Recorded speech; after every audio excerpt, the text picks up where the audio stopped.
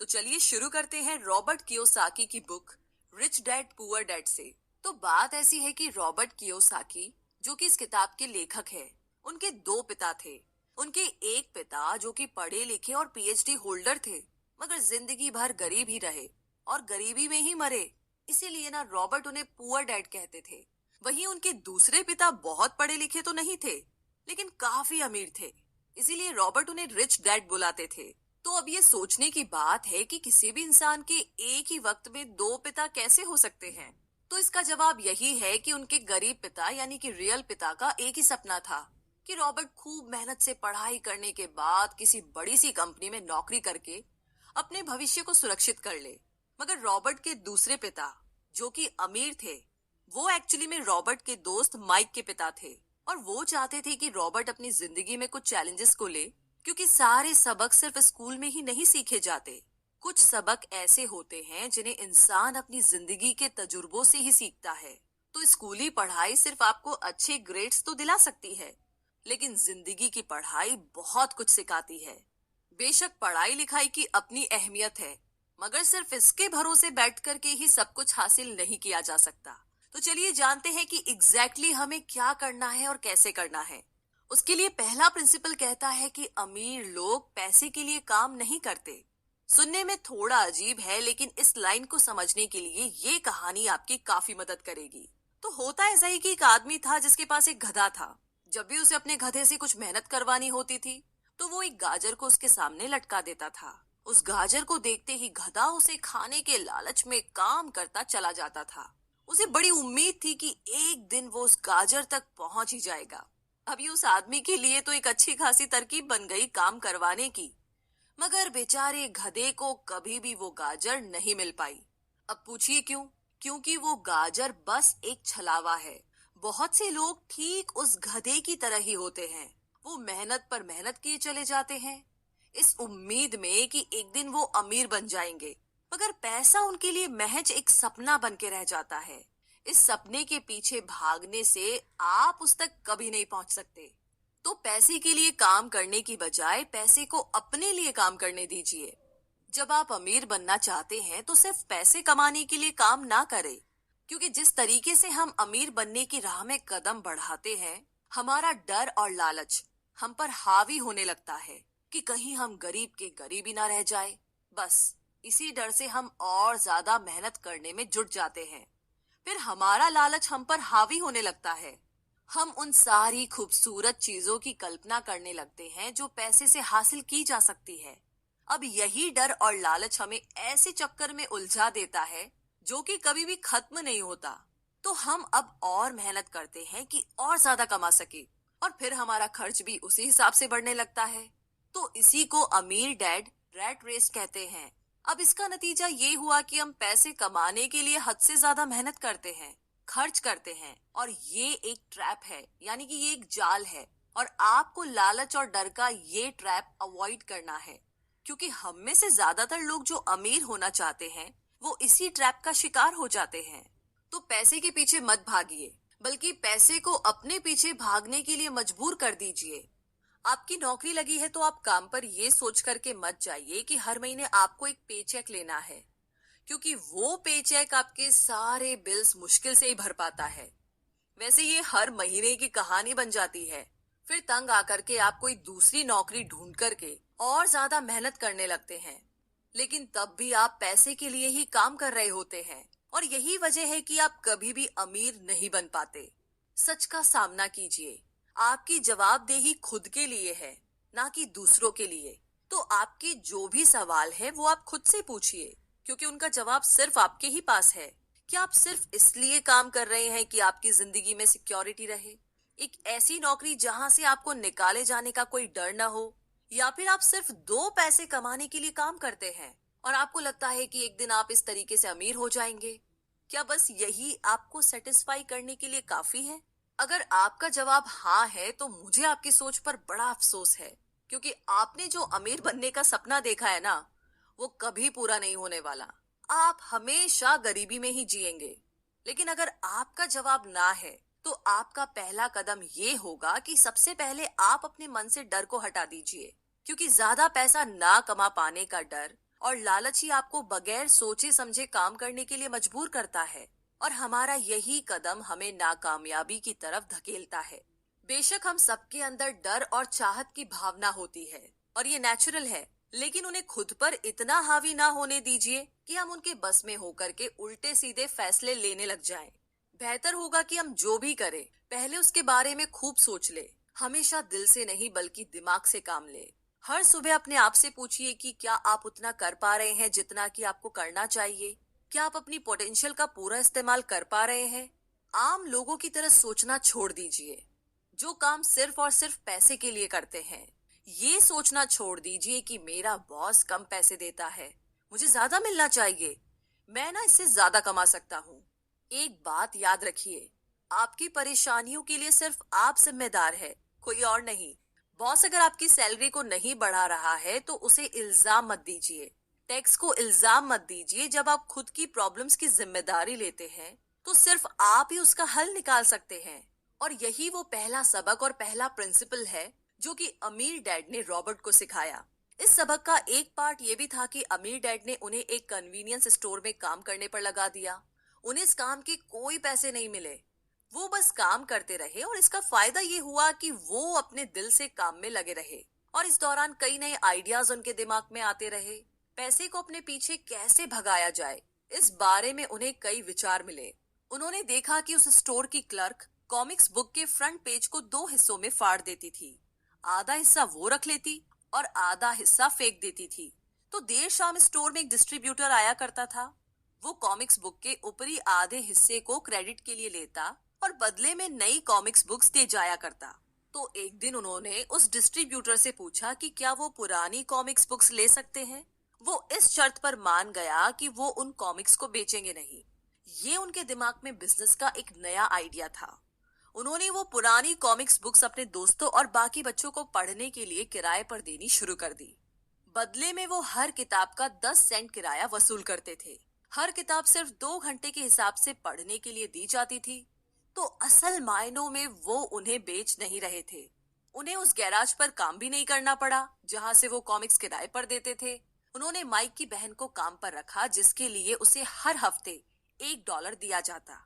तो एक ही हफ्ते में उन्होंने $9.5 कमाए और इस तरह उन्होंने सीखा कि पैसे को खुद के लिए काम करने दो, ना कि आप पैसे के लिए काम करो।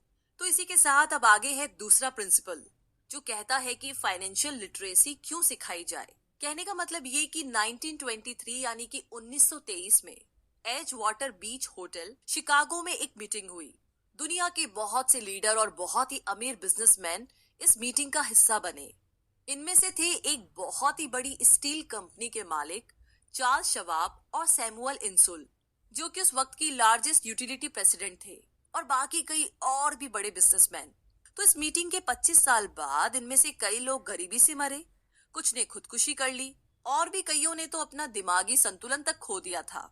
तो असल बात ये है कि लोग पैसे कमाने में इतने मशगूल हो जाते हैं कि वो ये खास बात सीखना भूल जाते हैं कि पैसे को रखा कैसा जाए। आप चाहे जितना मर्जी पैसा कमा ले, उसे बनाए रखना असली बात है। और अगर ये हुनर आपने सीख लिया तो आप किसी भी आड़े टेढ़े हालात, जो अक्सर कहा जाता है कि कोई इमरजेंसी आ गई या कोई अड़ी आ गई या कोई बुरा वक्त आ गया, तो आप उसका सामना आसानी से कर लेंगे।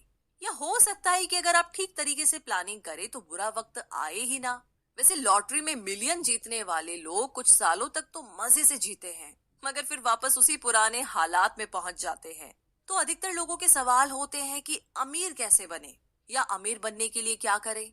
इन सवालों के जवाब से अधिकतर लोगों को निराशा ही होती है, मगर इसका सही जवाब होगा कि पहले आप फाइनेंशियल लिटरेट बनना सीखें। देखिए, अगर आपको एम्पायर स्टेट बिल्डिंग खड़ी करनी है तो सबसे पहले आपको एक गहरा खड्डा खोदना पड़ेगा, फिर उसके लिए एक मजबूत नींव रखनी पड़ेगी। लेकिन अगर आपको एक छोटा सा घर बनाना हो तो एक 6 इंच कंक्रीट स्लैब डाल करके भी आपका काम चल जाएगा। मगर अफसोस तो इसी बात का है कि हम में से ज्यादातर लोग 6 इंची स्लैब पर एक एम्पायर स्टेट बिल्डिंग खड़ी करना चाहते हैं, और वो ऐसा करते भी है तो जाहिर सी बात है कि बिल्डिंग टूटेगी ही टूटेगी। गरीब डैड रॉबर्ट से बस यही चाहते थे कि वो खूब पढ़ाई करे, लेकिन अमीर डैड उसे फाइनेंशियली लिटरेट बनाना चाहते थे। ज्यादातर स्कूल सिस्टम बस घर बनाना सिखाते हैं, मजबूत फाउंडेशन नहीं। स्कूली शिक्षा और पढ़ाई की अपनी अहमियत है, मगर असल जिंदगी में यही सब कुछ नहीं है। और इसी के साथ आगे है तीसरा प्रिंसिपल, जो कि कहता है कि लाइबिलिटीज और एसेट्स के बीच में फर्क समझे और हमेशा एसेट्स खरीदे। वैसे सुनने में ये बड़ी आसान सी बात लगती है ना, लेकिन यही एक नियम है जो आपको अमीर बनाने में मदद करेगा। अक्सर गरीब और मिडिल क्लास लोग लाइबिलिटीज को यानी कि जिम्मेदारियों को एसेट समझ लेते हैं, यानी कि अपनी संपत्ति समझ लेते हैं। मगर अमीर जानता है कि असल में एसेट्स होते क्या है, और वो वही खरीदता है। अमीर डैड किस यानी कि KISS किस प्रिंसिपल में यकीन रखते हैं, जिसका मतलब है कीप इट सिंपल स्टूपिड। उन्होंने लेखक और उसके दोस्त माइक को यही सिंपल बात सिखाई, जिसकी बदौलत वो इतनी मजबूत फाउंडेशन रखने में कामयाब रहे। इस सी की यही सिंपल बात है कि लाइबिलिटीज यानी कि अपनी जिम्मेदारियों और एसेट्स यानी कि संपत्ति के बीच में फर्क को समझे और एसेट्स खरीदे। लेकिन अगर ये इतना ही सिंपल है तो हर आदमी अमीर होता है ना। मगर यहाँ पर मामला उल्टा है। ये एक्चुअली में इतना सिंपल है कि हर कोई इस बारे में सोचता तक नहीं है। लोगों को लगता है कि उन्हें लाइबिलिटीज और एसेट्स के बीच में फर्क पता है, मगर उन्हें सिर्फ लिटरेसी के बारे में मालूम है, फाइनेंशियल लिटरेसी के बारे में नहीं। मतलब ये कि इनकम स्टेटमेंट को प्रॉफिट और लॉस का स्टेटमेंट मानकर चलना चाहिए। इसका सिंपल सा मतलब है कि इनकम यानी कि आपके पास कितना पैसा आया, और एक्सपेंस यानी कि आपके पास से कितना पैसा खर्च हुआ। बैलेंस शीट एसेट्स और लाइबिलिटीज के बीच बैलेंस बताती है। बहुत से पढ़े लिखे अकाउंटेंट्स को भी ये पता नहीं होता है कि आखिर बैलेंस शीट और इनकम स्टेटमेंट कैसे एक दूसरे से जुड़े हैं। और अगर हम इस बात को समझना चाहे तो एसेट्स वो चीजें होती है जो आपके लिए पैसे कमाने का काम करती है।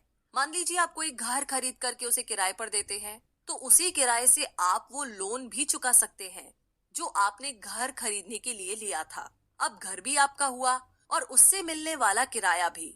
इसके उलट लाइबिलिटीज आपकी जेब से पैसे खर्च करवाती है, जैसे कि घर खरीद करके उसमें रहने से आपको कोई किराया नहीं मिलने वाला।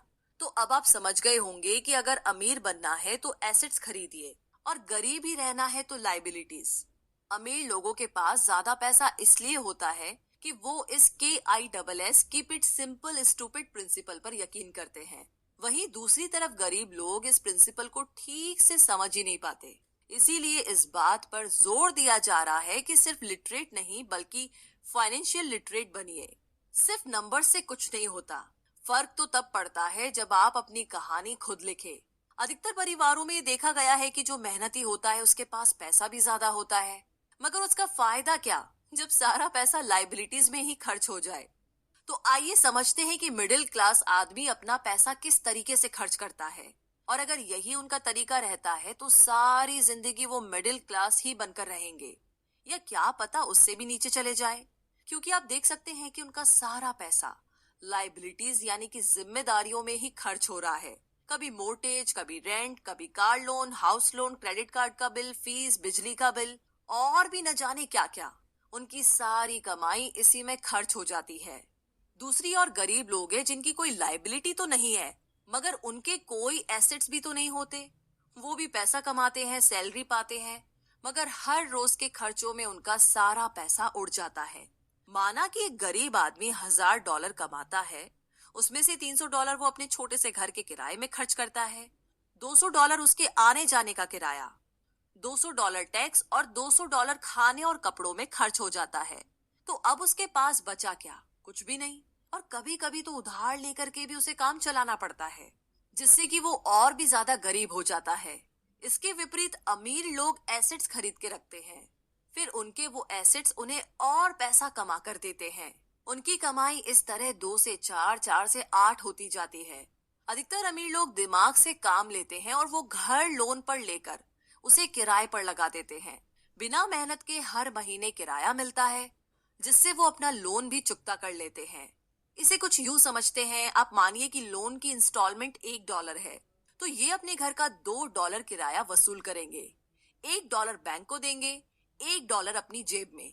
तो हो गया ना बिना मेहनत के पैसा कमाना।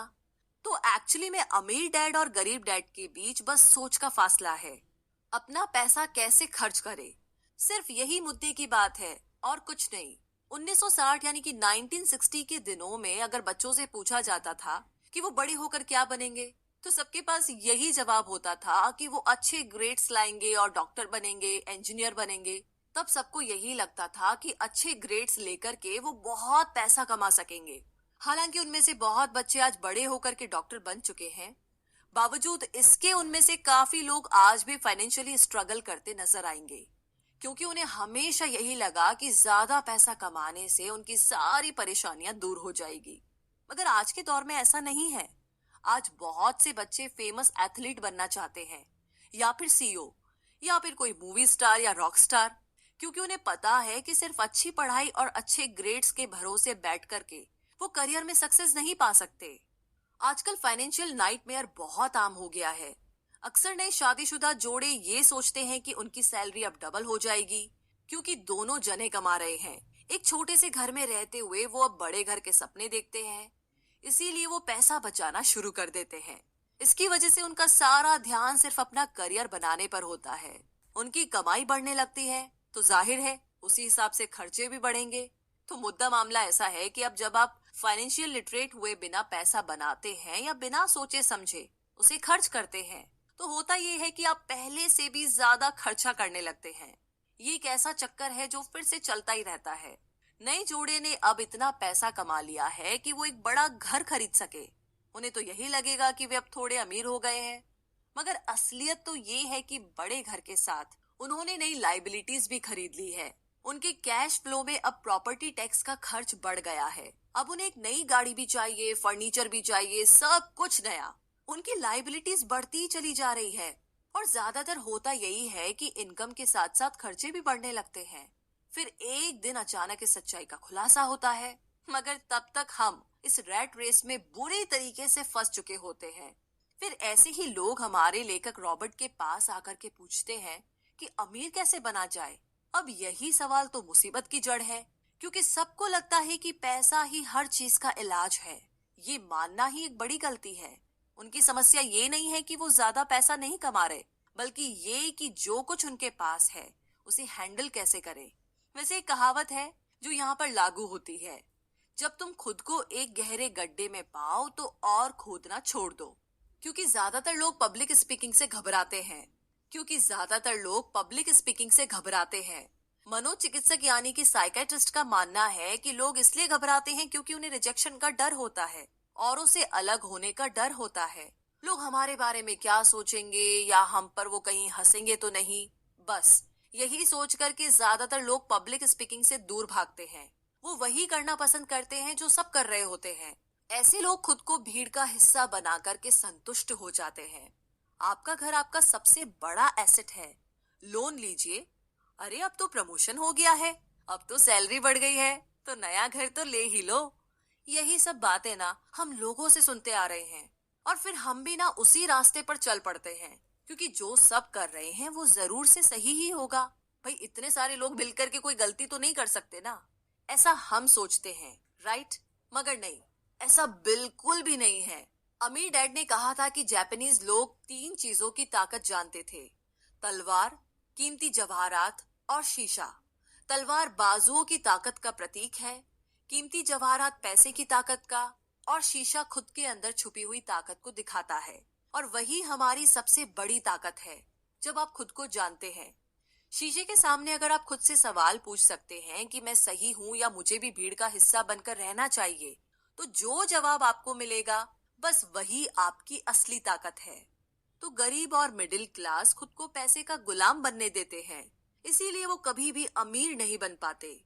16 साल के रॉबर्ट और माइक अमीर डैड के साथ हर उस मीटिंग में जाया करते थे जो वो अपने अकाउंटेंट, मैनेजर्स, इन्वेस्टर और एम्प्लॉयज के साथ रखा करते।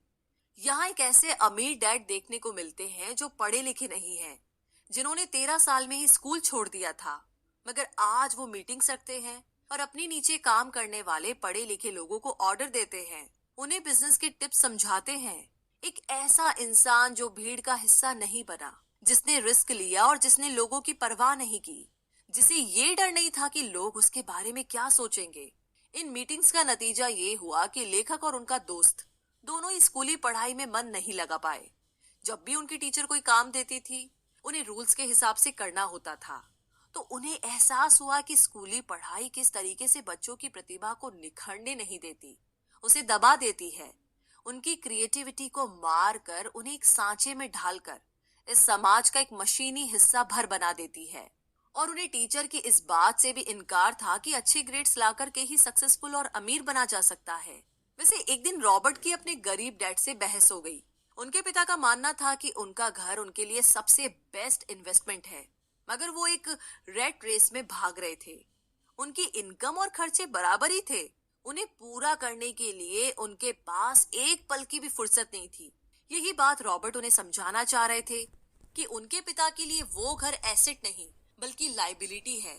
घर पर उनके पैसे खर्च हो रहे थे, बदले में मिल कुछ नहीं रहा था। ये बात उनके गरीब डैड नहीं समझ पा रहे थे। तो बस यही फर्क था गरीब और अमीर डैड के बीच में। खैर, उनकी बहस तो चलती रही। उन्होंने अपने गरीब पिता को बताया कि अधिकतर लोगों की जिंदगी लोन चुकाने में ही निकल जाती है। जिस घर को वो खरीदते हैं उसके लिए वो 30 साल तक लोन भरते हैं, फिर एक और बड़ा घर लेते हैं और अपना लोन रिन्यू कराते हैं।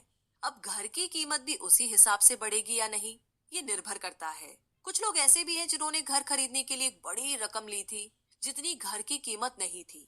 उससे ज्यादा कर्ज उनके सर पर चढ़ गया। इसका सबसे बड़ा नुकसान लोगों को ये होता है कि वो बाकी जगह इन्वेस्टमेंट नहीं कर पाते, क्योंकि उनका सारा पैसा उस घर पर लगा है। उन्हें कभी इन्वेस्टमेंट करने का मौका ही नहीं मिल पाता और ना ही वो इस बारे में कुछ सीख पाते हैं। और इसी तरीके से कई एसेट्स उनके हाथों से निकल जाते हैं। अगर इसके बदले लोग सिर्फ एसेट्स पर ध्यान दे तो उनका फ्यूचर कहीं ज्यादा बेहतर हो सकता है। अब उदाहरण के लिए रॉबर्ट की पत्नी के पेरेंट्स एक बड़े से घर में शिफ्ट हो गए। उनका सोचना था कि अपने लिए बड़ा और नया घर लेना एक सही फैसला है, क्योंकि बाकियों की तरह उन्हें भी घर लेना एक एसेट्स लगता था। मगर वो ये जानकर के हैरान रह गए कि उस घर का प्रॉपर्टी टैक्स $1,000 था। ये उनके लिए एक बहुत ही बड़ी कीमत थी। और क्योंकि वो रिटायर हो चुके थे तो इतना पैसा टैक्स के रूप में भरना उनके रिटायरमेंट बजट के बाहर था। बेशक हम ये नहीं कह रहे कि आप एक नया घर ना ले, बल्कि हम समझाना चाहते हैं कि जितने पैसे से आप एक बड़ा घर लेंगे उतने पैसे आप किसी एसेट में इन्वेस्ट करें तो बेहतर होगा। आपका एसेट आपके लिए कमाई करेगा और कुछ ही समय के बाद आपके पास इतना पैसा होगा कि आप आसानी से मनपसंद घर ले पाएंगे, और वो भी बिना किसी लोन के। तो अब सवाल ये है कि अमीर और ज्यादा अमीर क्यों होते रहते हैं, वही मिडिल क्लास आगे क्यों नहीं बढ़ पाते? इसके पीछे भी ना एक वजह है, और कारण एकदम सिंपल है। अमीर एसेट खरीदते हैं जो कि उनका पैसा दुगना करता रहता है। उस पैसे से उनके सारे खर्चे मजे में निपट जाते हैं। और मिडिल क्लास क्या करते हैं? वो तो बस महीने की 1 तारीख का इंतजार करते हैं, जब उनकी सैलरी आए। तो सारी की सारी सैलरी तो खर्चों को पूरा करने में खत्म हो जाती है। तो इन्वेस्टमेंट कहाँ से होगा? और फिर जब सैलरी बढ़ती है तो उस पर टैक्स भी बढ़ जाता है, और उसी हिसाब से बाकी खर्चे भी। और फिर अंत में वही रैट रेस चलती रहती है। कहने का मतलब ये कि एक कर्ज में डूबा समाज जहाँ पर हम रहते हैं, मतलब ये कि अपने घर को एसेट समझना ही वो रीजन है जो कि हमें कर्ज के बोझ तले दबाती है। आज यही अधिकतर लोगों की सोच है। अगर सैलरी बढ़ी है तो लोग सोचते हैं कि अब वो बड़ा सा घर ले सकते हैं, क्योंकि उन्हें ये अपने पैसे का सही इस्तेमाल लगता है। इसके बदले अगर वो पैसा सही जगह लगाया जाए तो उनकी जिंदगी हमेशा के लिए बदल सकती है। लेकिन ऐसा हो नहीं पाता, क्योंकि उनका सारा वक्त हाड़ तोड़ मेहनत करने में चला जाता है। अपनी नौकरी को सेफ जोन समझ करके वे उससे अलग कुछ सोच ही नहीं पाते, और साथ ही उन पर कर्ज का इतना बोझ होता है कि वो नौकरी छोड़ने का रिस्क ले ही नहीं सकते।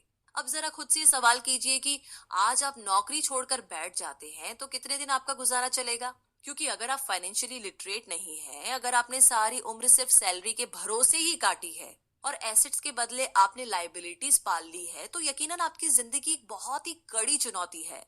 सिर्फ नेटवर्थ के भरोसे आपका काम नहीं चल सकता। नेटवर्थ बताता है कि आपके पास वाकई में कितना पैसा है, चाहे वो गैराज में पड़ी पुरानी कार के रूप में ही क्यों ना हो। अब भले ही वो कार कुछ काम की ना हो।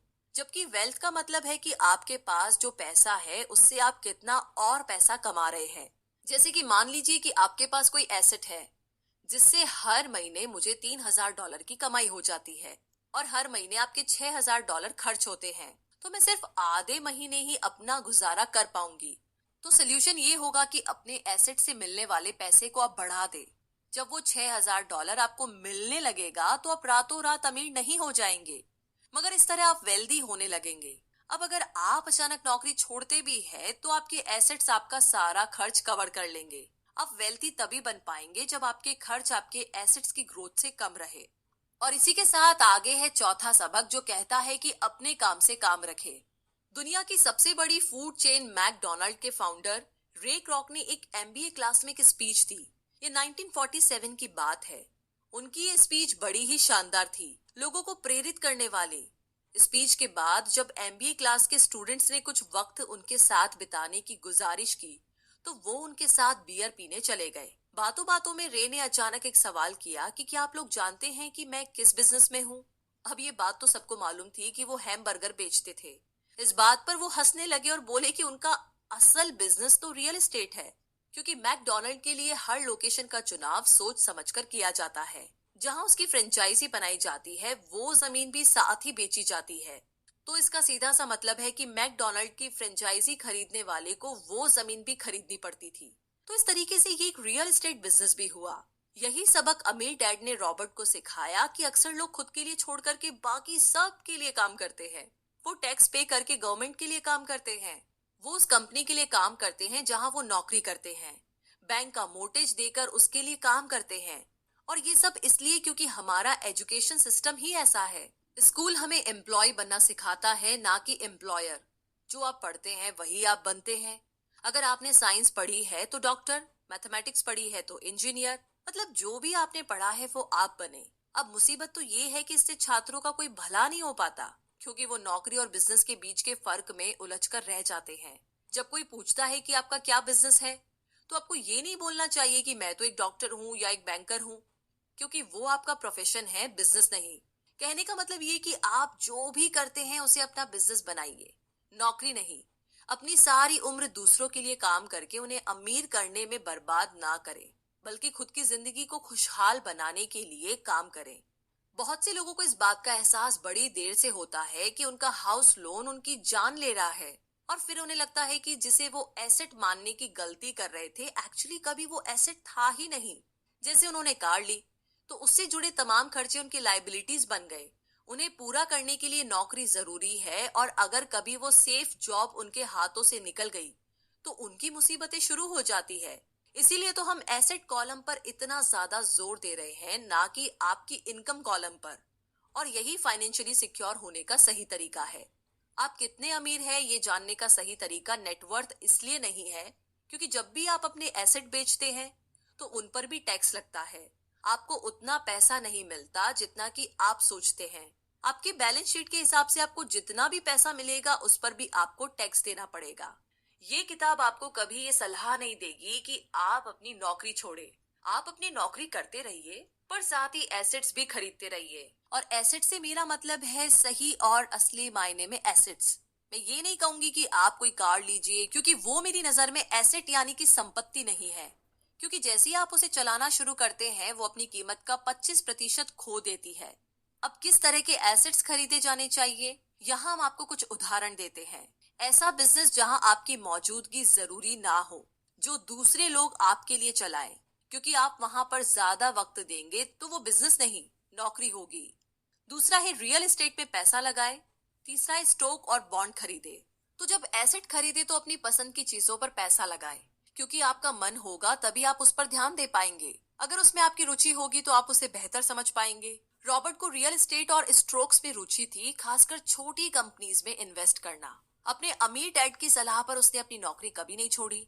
वो जॉब करता रहा, साथ ही अपने एसेट कॉलम को बड़ा और मजबूत बनाता चला गया। एक पैसा भी जो आप कमाते हैं उसे बेकार न जाने दे। अपने पैसे को अपना गुलाम मानकर चलिए, जो कि आपके लिए काम करे। आप लग्जरी खरीदना चाहते हैं, शौक से खरीदे, कोई बड़ी बात नहीं। मगर ये ना भूले कि अमीर और मिडिल क्लास में यही सोच का फर्क है। जहाँ मिडिल क्लास पैसा आते ही पहले लग्जरी में खर्च करेगा, वहीं अमीर आदमी उसे अंत में खरीदेगा। और इतना समझ लेने के बाद अब अगले सिद्धांत में आप अमीर लोगों के सबसे बड़े सीक्रेट के बारे में जानेंगे। तो चौथा सिद्धांत कहता है कि अमीर पैसा इन्वेंट करते हैं। अलेक्जेंडर ग्राहम बेल ने टेलीफोन इन्वेंट करने के बाद उसे पेटेंट कर दिया था। इनका बिजनेस बढ़ा और संभालने में मुश्किल होने लगी तो वो वेस्टर्न यूनियन गए और उन्हें अपना पेटेंट और छोटी सी कंपनी $1 लाख में बेचने की पेशकश की। उस वक्त के वेस्टर्न यूनियन के प्रेसिडेंट ने पेशकश को ठुकरा दिया। उन्हें ये दाम कुछ ज्यादा ही लग रहे थे और फिर उसके बाद एक बड़ी कंपनी AT&T का जन्म हुआ। रॉबर्ट 1984 से प्रोफेशनल तौर पर पढ़ा रहे हैं।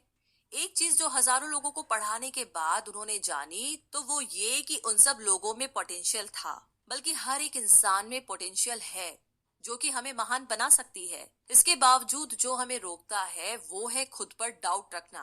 स्कूल छोड़ने के बाद हमें पता चलता है कि जिंदगी में आगे बढ़ने के लिए सिर्फ ग्रेड्स ही काफी नहीं होते।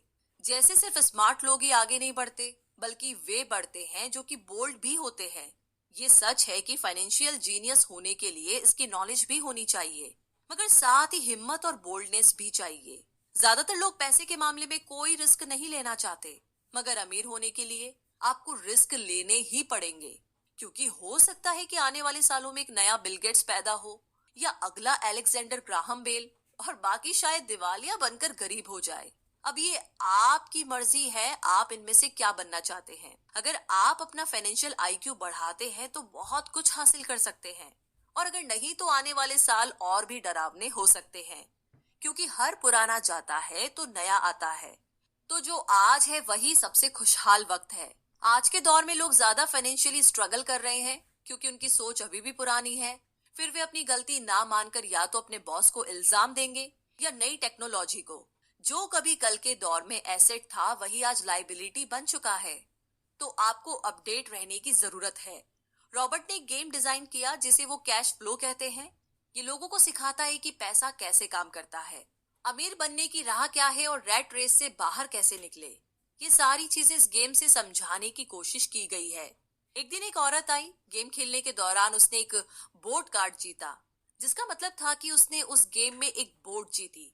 वो औरत बड़ी खुश हुई, मगर जब उसे पता चला कि बोट लेने के लिए तो उसे एक बड़ी रकम टैक्स भरनी होगी, तो उसकी खुशी गायब हो गई। वो बोट उसके लिए अब एसेट नहीं बल्कि लाइबिलिटी बन गई। उसे पता चला कि ऐसे तो ये बोट उसकी जान ही ले लेगी। उसे ये आइडिया समझ में ही नहीं आया और रिफंड की मांग की। उसे उसके पैसे वापस मिल गए और वो चली गई। मगर बाद में उसने फोन करके बताया कि उसे अब गेम का आइडिया कुछ समझ में आने लगा था। वो उस गेम से अपनी लाइफ को जोड़ करके देख पा रही थी। पैसा कैसे काम करता है, इस बात को समझ न पाने की वजह से उसका गुस्सा जायज था। हम भी अक्सर यही करते हैं, जो बात हमारी समझ से परे होती है उस पर गुस्सा आता है और हम जिंदगी की हर परेशानी के लिए उसे ब्लेम करना शुरू कर देते हैं। मगर अगर ठंडे दिमाग से सोचे तो ये तरीका एकदम गलत होगा। बेहतर होगा कि हम उन्हें समझने की कोशिश करें तो गेम ऑफ लाइफ जीत सकते हैं। बहुत से लोग कैश फ्लो गेम में खूब पैसा जीतते हैं, फिर उन्हें समझ ही नहीं आता कि उस पैसे का क्या करे, तो वो हैरान होने लगते हैं। इसकी वजह है उनकी पुरानी सोच, जो आगे नहीं बढ़ने देती, और फिर वो बाद में सारा पैसा ही हार बैठते हैं। कुछ लोग कहते हैं कि वे हार गए क्योंकि उनके पास सही पत्ते नहीं थे। बहुत से लोग इस तरह जिंदगी में सही मौकों की तलाश पे बैठे रहते हैं। कुछ लोग तो सही मौका मिलता भी है तो उसका फायदा नहीं उठा पाते, क्योंकि वो कहेंगे कि उनके पास पैसा ही नहीं था। अब कुछ ऐसे भी होते हैं जिन्हें पैसा और मौका दोनों मिले फिर भी वो कुछ हासिल नहीं कर पाए, क्योंकि एक्चुअली में वो समझ ही नहीं पाए कि ये एक अपॉर्चुनिटी है। फाइनेंशियल इंटेलिजेंस का मतलब है कि आप पैसे को लेकर कितने क्रिएटिव हो सकते हैं। अगर आपको मौका मिलता है तो बगैर पैसे के आप क्या करेंगे, और अगर पैसा है मगर मौका नहीं तो उस सूरत में आप क्या करेंगे। ये सब आपकी फाइनेंशियल इंटेलिजेंस पर निर्भर करता है। ज्यादातर लोग इस बात का एक ही सोल्यूशन जानते हैं कि खूब मेहनत करके खूब पैसा कमाया जाए, लेकिन आपको सीखना है कि अपने लिए मौका कैसे पैदा किया जाए, ना कि उसके इंतजार में बैठे रहे। सबसे खास बात अमीरों की जो है वो ये है कि उन्हें पता है कि पैसा असली चीज नहीं है। असली चीज है इसका सही मतलब जानना।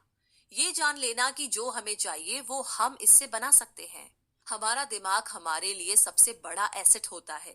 यही हमें सुपर रिच बना सकता है या सुपर पुअर। निर्भर करता है कि हम कैसे इसका इस्तेमाल करें। जो लोग सफल हैं उनके साथ कदम मिलाकर चलना है तो आपको ये सीखना पड़ेगा कि पैसा बढ़ाने की चाहत को खुद के अंदर कैसे पैदा करें। आपको अपने सबसे बड़े एसेट यानी कि आपके दिमाग को इन्वेस्ट करने की जरूरत है।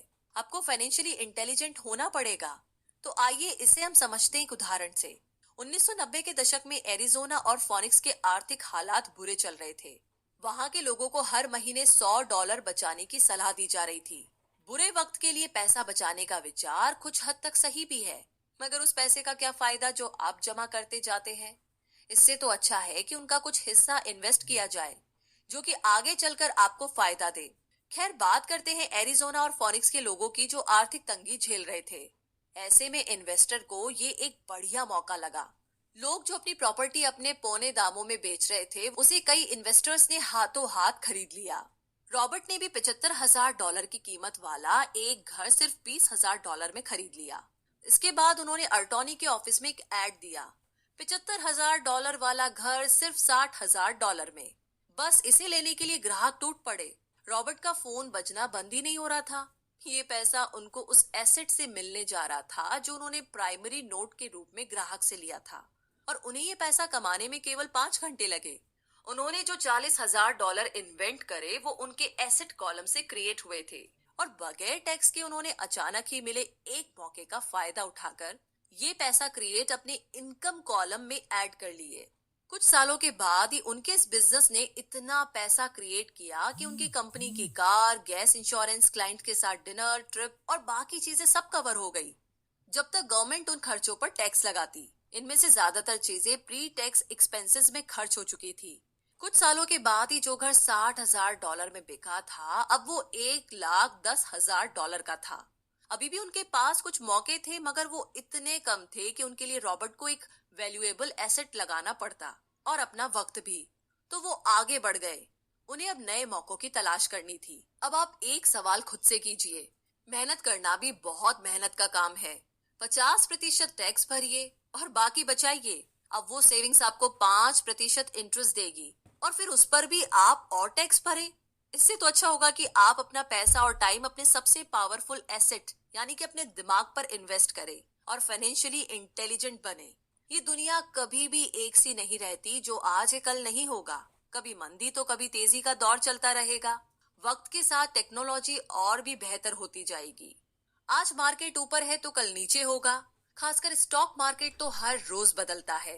मगर इससे आपको क्या फर्क पड़ेगा अगर आप फाइनेंशियली इंटेलिजेंट है तो, क्योंकि आप तो हर हालात के लिए तैयार रहेंगे। आपको जिंदगी में बेशुमार मौके मिलेंगे जहां पर आप अपनी फाइनेंशियल इंटेलिजेंट का फायदा उठा सकते हैं। जरूरत है तो बस उन मौकों को लपकने की। अमूमन हम दो तरह के इन्वेस्टर देख सकते हैं। पहले वो जो पैकेज इन्वेस्टमेंट खरीदते हैं, और ये काफी आसान और बगैर झंझट का काम है। दूसरे इन्वेस्टर अपने लिए खुद ही इन्वेस्टमेंट क्रिएट करते हैं। इनको आप प्रोफेशनल भी कह सकते हैं। जितना ये इन्वेस्ट करते हैं उससे कई गुना ज्यादा पैसा बना लेते हैं। अब अगर आप इस तरह के इन्वेस्टर बनना चाहते हैं तो आपको खास तौर पर इन 3 स्किल्स को समझने की जरूरत है। पहली, ऐसी अपॉर्चुनिटी ढूंढिए जो कि बाकी ना ढूंढ सके। याद रहे कि आपका दिमाग वो देख सकता है जो बाकियों की आंखें भी नहीं देख पाए। दूसरा है, पैसा बढ़ाइए। जब पैसे की जरूरत पड़े तो मिडिल क्लास केवल बैंक जाता है, मगर दूसरे टाइप के इन्वेस्टर पैसा बढ़ा करके कैपिटल रेज करते हैं। उन्हें हमेशा बैंक की जरूरत नहीं पड़ती। और आगे है तीसरा, स्मार्ट लोगों को ऑर्गेनाइज कीजिए। इंटेलिजेंट लोग वो होते हैं जो अपने से ज्यादा स्मार्ट लोगों के साथ मिलकर के काम करते हैं। इसीलिए इन्वेस्ट करने से पहले अपने इन्वेस्टमेंट एडवाइजर को चुने। मुझे मालूम है कि ये सब आपके लिए कुछ ज्यादा है, मगर इसके रिवॉर्ड्स तो बड़े ही शानदार है। जिंदगी में रिस्क बहुत है, लेकिन उन्हें हैंडल करना सीख करके ही आप अमीर बन पाएंगे। और इसी के साथ आगे है 5वां प्रिंसिपल, सीखने के लिए काम करे, पैसे के लिए नहीं। तो बात ऐसी है कि एक बार एक जर्नलिस्ट ने रॉबर्ट का इंटरव्यू लिया था। रॉबर्ट उसके आर्टिकल पहले भी पढ़ चुके थे और उस जर्नलिस्ट के लिखने की स्टाइल से बहुत ही प्रभावित थे। इंटरव्यू जब पूरा हुआ तो उस जर्नलिस्ट ने रॉबर्ट को बताया कि वो एक मशहूर लेखिका बनकर उनकी ही तरह एक दिन फेमस होना चाहती है। तो रॉबर्ट ने उससे पूछा, तो ऐसा क्या है जो उन्हें मशहूर होने से रोक रहा है? इस सवाल के जवाब में उस जर्नलिस्ट ने कहा, उनकी जॉब आगे नहीं बढ़ पा रही है। इस पर रॉबर्ट ने सुझाव दिया कि उस जर्नलिस्ट को कोई सेल्स क्लास ज्वाइन कर लेनी चाहिए। जर्नलिस्ट ने बताया कि उनकी एक दोस्त उन्हें पहले ही ये ऑफर दे चुकी है, मगर उन्हें ये छोटा काम लगता है। वो ये भूल गई थी कि रॉबर्ट खुद कभी सेल्स स्कूल जा चुके थे। तो इस बात का पॉइंट ये है कि अगर आपके पास कोई टैलेंट है जिसके दम पर आप कुछ पैसा कमाना चाहते हैं, तो आपका टैलेंट काफी नहीं होगा, क्योंकि उस टैलेंट को कैसे भुनाया जाए, जब तक आप ये बात नहीं जानते, आपका टैलेंट यूं ही बेकार है। जब तक आप उसे लोगों के सामने पेश करने का हुनर नहीं सीख जाते, आप कुछ नहीं कमा सकते। तो बेचने की कला सीखने में कोई शर्म की बात नहीं है। किसी भी सेल्समैन को इसके लिए शर्मिंदा नहीं होना चाहिए। एक जो सबसे बड़ा फर्क अमीर डैड और गरीब डैड के बीच में था, वो ये कि गरीब डैड हमेशा नौकरी की चिंता करते थे कि जॉब हमेशा सिक्योर रहे, क्योंकि एक सेफ जॉब ही उनके लिए सब कुछ थी। जबकि अमीर डैड हमेशा सिर्फ और सिर्फ कुछ सीखने पर जोर देते थे। अमीर बनने के लिए आपको बहुत कुछ सीखना पड़ेगा। इसके अलग पहलू को देखें तो स्कूल हमें रिवॉर्ड करते हैं किसी एक ही खास चीज में महारत के लिए। इसका एक उदाहरण देखिए। जब डॉक्टर मास्टर की डिग्री लेते हैं तो उसके बाद किसी एक स्पेशल फील्ड में डॉक्टरेट करते हैं, जैसे कि पीडियाट्रिक या कुछ और। मतलब एक छोटे से विषय पर उन्हें बहुत पढ़ना पड़ता है उस फील्ड में महारत के लिए, और यही उनका रिवॉर्ड होता है। ऐसे ही बहुत कुछ जानने के लिए जो थोड़ा बहुत आप सीखते हैं, वो नॉलेज तभी आएगी जब आप अलग अलग कंपनीज के लिए काम करेंगे, दुनिया की अलग अलग चीजों को जानेंगे, चीजें कैसे काम करती है, ये सभी बातें अनुभव करेंगे। तभी आपकी नॉलेज बढ़ेगी। शायद यही वजह थी कि अमीर डैड छोटे रॉबर्ट और माइक को अपने साथ लेकर जाते थे जब वे अपने डॉक्टर, अकाउंटेंट्स, लॉयर या किसी प्रोफेशनल से मिलने जाते। जब रॉबर्ट ने मैरिन कॉर्प्स ज्वाइन करने के लिए अपनी हाई पेइंग जॉब छोड़ी, तो उसके गरीब मगर पढ़े लिखे पिता समझ नहीं पा रहे थे कि रॉबर्ट ने ऐसी शानदार नौकरी क्यों छोड़ी। वे एक अलग तरह से इस फैसले से सख्त निराश हुए। रॉबर्ट ने उन्हें समझाने की हर मुमकिन कोशिश की कि उनका ऐसा करना क्यों जरूरी था, मगर उन्हें तो ये बात हजम ही नहीं हो रही थी। रॉबर्ट ने उन्हें कहा कि वो सीखना चाहते हैं कि खुले आसमान में कैसे उड़े। उन्हें जानना था कि वर्कर्स की टीम को कैसे हैंडल किया जाए। किसी भी कंपनी को अपने बलबूते पर चलाना कितना मुश्किल काम है। रॉबर्ट ये सब सीखना चाहते थे। वियतनाम से लौटने के बाद रॉबर्ट ने अपनी जॉब से रिजाइन कर दिया और जेरोक्स कॉर्प्स को ज्वाइन कर लिया। उन्हें ये नौकरी किसी फायदे के लिए नहीं चाहिए थी। वो इतने शर्मीले थे कि किसी को कुछ भी बेचने के ख्याल से ही उन्हें पसीना आ जाता। अपनी इसी कमी को दूर करने के लिए उन्होंने जेरोक्स के सेल्स ट्रेनिंग प्रोग्राम की शिक्षा ली। इसके बाद रॉबर्ट ने खुद अपनी कंपनी की शुरुआत की और अपना पहला शिपमेंट भेजा। वे अगर इसमें नाकामयाब रहते तो पक्का दिवालिया हो जाते, लेकिन उन्होंने ये रिस्क लिया और अपने अमीर डैड की सीख को याद रखा कि बेशक आप 30 की उम्र से पहले दिवालिया होने का रिस्क ले सकते हो, क्योंकि इस उम्र में आपको रिकवर होने का मौका भी मिल जाता है। ज्यादातर एम्प्लॉय अपने वर्कर्स को इतना तो पे करते हैं कि वो काम छोड़कर ना जाए, और ज्यादातर वर्कर भी जी फाड़ करके इसलिए मेहनत करते हैं कि वे काम से निकाले ना जाए। इसीलिए तो उन्हें सिर्फ अपनी सैलरी और कंपनी से मिलने वाले फायदों से ही मतलब होता है। इस सोच के साथ उनके कुछ साल तो बढ़िया गुजरते हैं, मगर ये लंबे समय तक काम नहीं करता। तो क्यों ना आप वो सब कुछ अभी सीखें जो आप सीखना चाहते हैं, इससे पहले कि आप कोई एक खास प्रोफेशन अपने लिए चुने। क्योंकि अगर एक बार आपने अपना प्रोफेशन चुन लिया तो आप हमेशा के लिए उसी में बंद कर रह जाएंगे। तो दोस्तों, इसी के साथ ये समरी यहीं पर समाप्त होती है।